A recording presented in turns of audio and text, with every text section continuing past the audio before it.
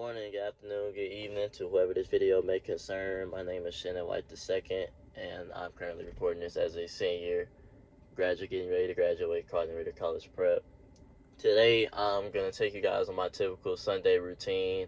Following that routine, you guys are going to learn 8 things that I wish I would have known before high school, and one very important thing that I wish I would have knew entering my senior year.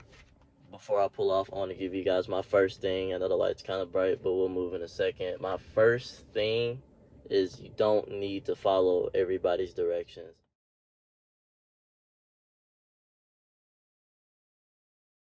I was looking at Apple Maps or Google Maps, same thing. When you put in the destination, I realized that it gives you different routes to get to that destination, and that kind of stuck out to me because there's always different ways to get somewhere, and it stuck out because I'm looking at all these people giving you different ways to get somewhere when at the end of the day only you know what works for you.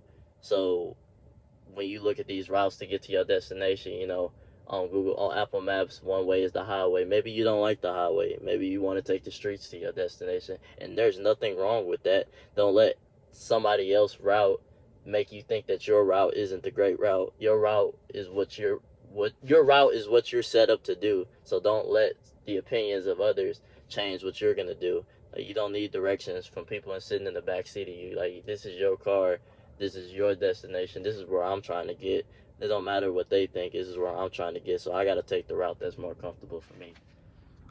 Now that I'm pulled off, and let y'all know, first thing on Sunday, we going to a beloved church home, the Spirit Church. Church I definitely recommend.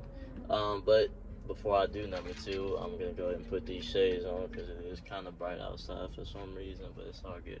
All right, number 2 is stop trying to find ways around your fear.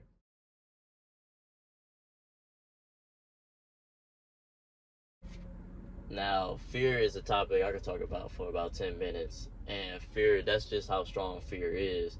And stop trying to find ways around your fear, because the more you wait for this fear to go away, it actually won't, because the fear actually grows. The only way to overcome fear is to accept it. So you just got to stop trying to find ways around that fear and just go right through it. Like, it's so many times that I wish I would have just stopped letting fear rule some of my decisions that I made in high school, and I just would have ran right through it and just went and overcame fear. But that's through and through at the end of the day. Number 3 on my list is to find a time and a place to isolate yourself. And you need to isolate yourself daily or weekly, whatever time you get. Just find a time to isolate yourself, because your peace needs to be protected. I can't stress how important it is for your peace to be protected. My isolation place, go-to place, especially after Sunday, is Creve Coeur Lake.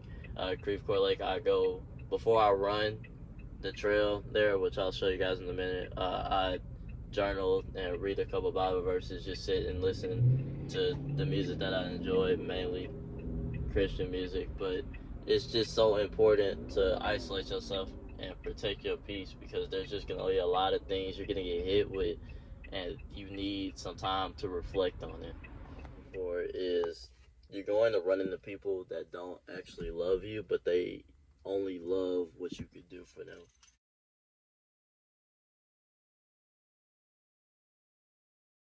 Some people only love what you do, and that's the sad fact of reality.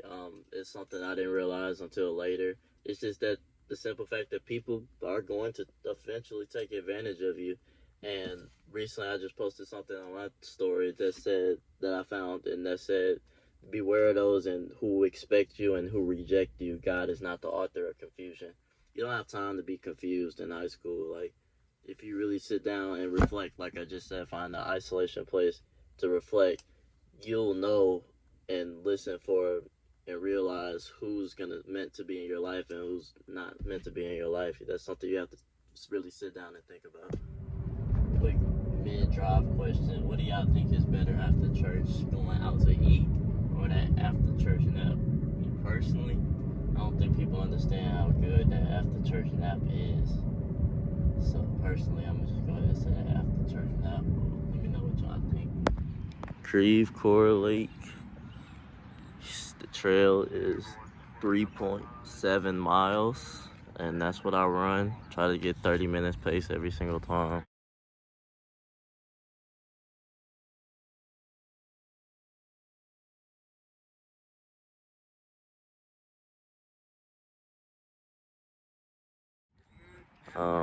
This is like I said, this is where I isolate myself.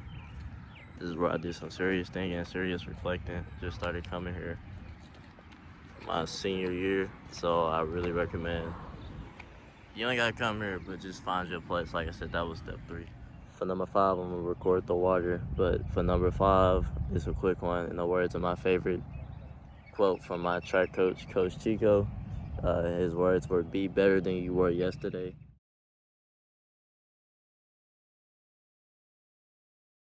It's a quick one because it's kind of self-explanatory. Be better than you were yesterday. You should be improving every single day. There's no reason you should feel worse or less than the person that you were yesterday. For number 6, I'm gonna go back to record myself walking. And number 6 is things that happen in life. Things are gonna happen in life that don't make any sense, honestly. But you can't be bitter towards that. What happens?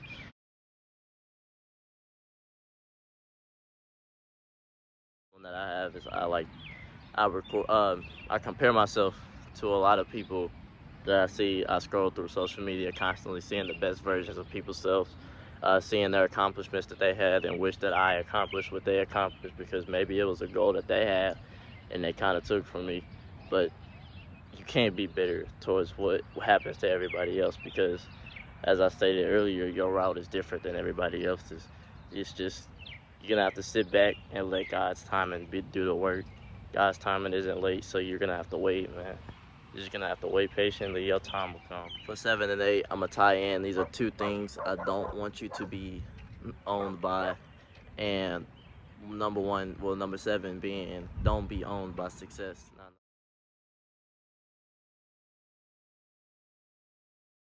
So a lot of people, well, I want to be successful in high school, but you don't want to be owned by success.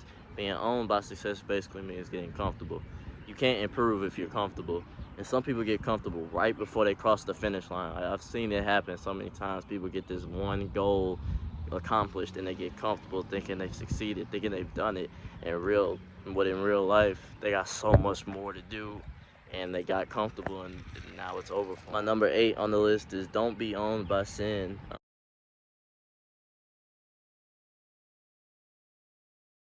The enemy strives to make sure that you don't think you're loved by God, but God is never, ever gonna reject you based off what you've done, because nobody's perfect. He didn't create a single person on this earth not to sin, and that's just basics of it. Nobody's perfect. So whenever you do fall into sin, fall into temptation, don't ever think that God doesn't love you, or ever be afraid to reconnect with God and go back and talking to God and praying after you fall into sin. I promise He'll always love you.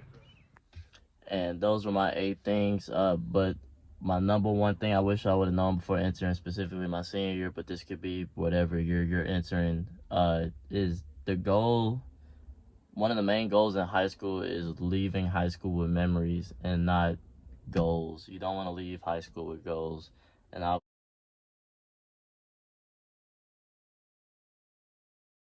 left high school with so many unaccomplished goals, and it honestly sucks, because I think about in the future how I'm not going to be able to tell my kids about the good times that their dad had in high school, because I really honestly didn't.